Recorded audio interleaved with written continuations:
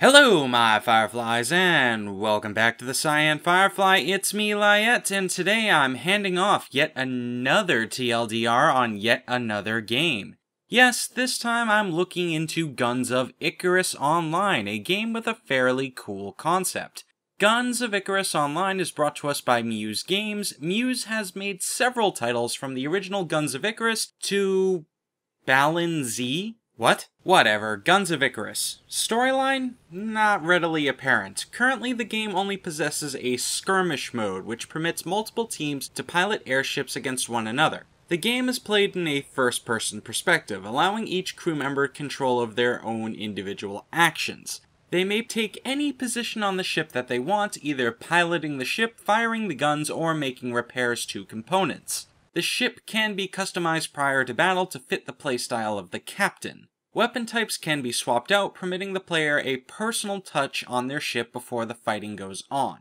The game also possesses customizable characters, permitting the player the ability to change the look of their character and to alter specific abilities, as well as the ability to alter classes and skill sets for those classes.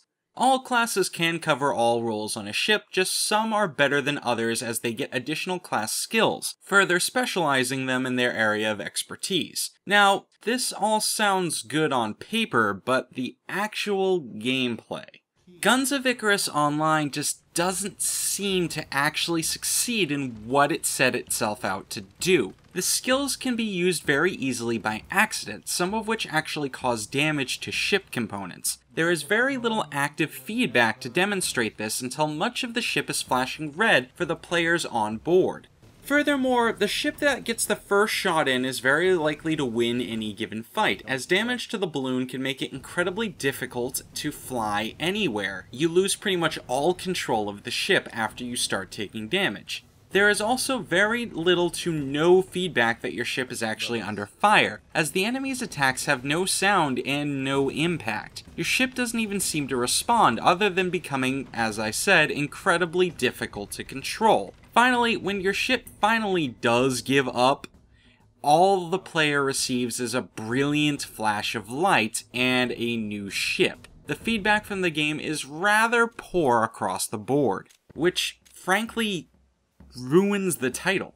Aesthetically, the game is beautiful. The ship designs are fairly cool and it has some decent music and sound effects. The shroud that flows over the ship when you enter fog, sandstorms, or clouds is especially cool. Those sandstorms have a really nasty habit of soundlessly destroying every single component on your ship. Lastly, some of the skills really don't seem to work properly, and the store still does not work at all other than for purchasing goggles and glasses. This close to release, these are not good signs.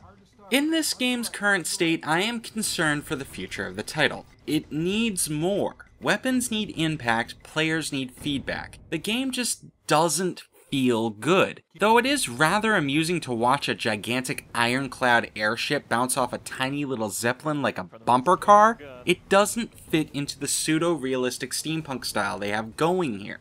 There is a link down below to check out the game if you so wish, and you may pre-purchase it and gain access to the closed beta to decide for yourself. As for me, I think I'll go back to Air Buccaneers. That currently stands as the better game. That's all the time I have for this particular title. I do hope you have enjoyed. For now, this has been Lyiat with the TheCyanFirefly, smashing deck first into another sand dune. Until next time, Fireflies. Still trying.